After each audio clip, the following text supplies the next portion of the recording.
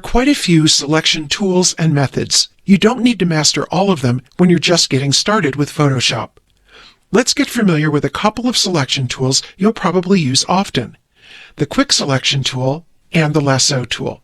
You can give them a try on this image from the practice files for this tutorial or on an image of your own.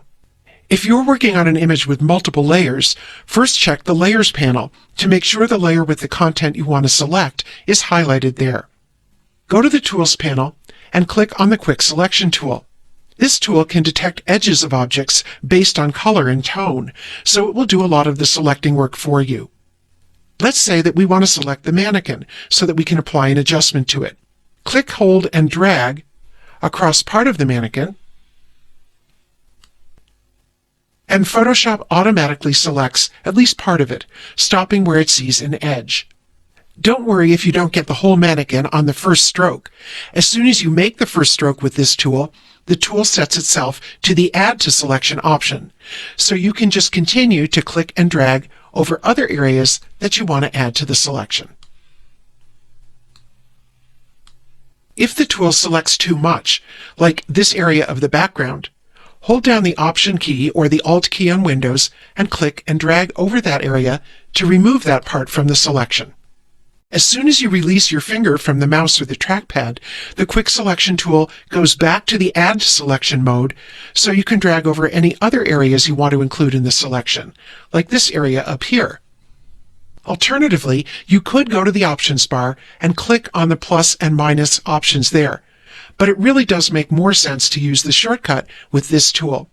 One reason is that you may have to go back and forth a few times, as in this area here where there's not much contrast between the background and the mannequin. So with my finger off the mouse, I'll add to the selection by dragging along this edge, and then I'll hold the Option or Alt key and I'll subtract from the selection.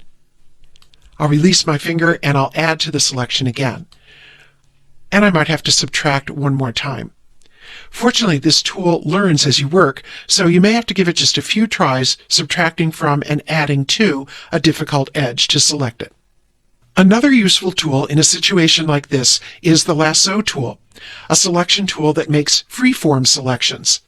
It's located over here in the Tools panel. Go ahead and click on it now. The Lasso tool often comes in handy to manually clean up selections made with another tool. And yes, you can use more than one selection tool to complete a selection. The first thing we need to do is go up to the Options bar for the Lasso tool and switch it from its default to its Add to Selection option. Otherwise, if we were to click with this tool at its default setting, we might lose our entire initial selection. If that does happen to you, just use the Undo or Step Backward commands to try to get your selection back. So I'll click on the Add to Selection option, and then I'll move into the image. And here I see a small area that I didn't manage to get with the Quick Selection tool. I'm going to carefully click and drag along the edge,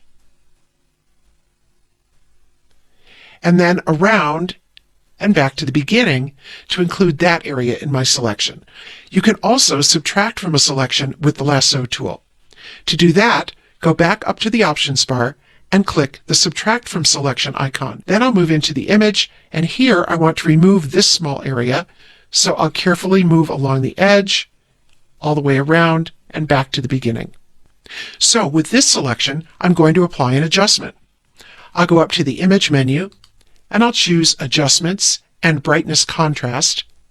And in the Brightness Contrast dialog box, I'll drag the brightness slider over to the right to brighten just the area that we'd selected, the mannequin.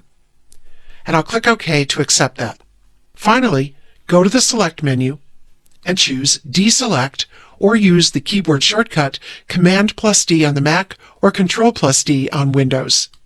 If you want to save a copy of this image without saving over the original, use the Save As command from the File menu, as we've been doing throughout the tutorial series.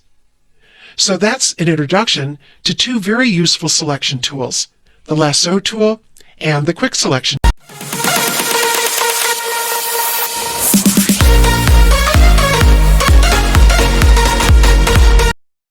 Subscribe now and press the bell icon.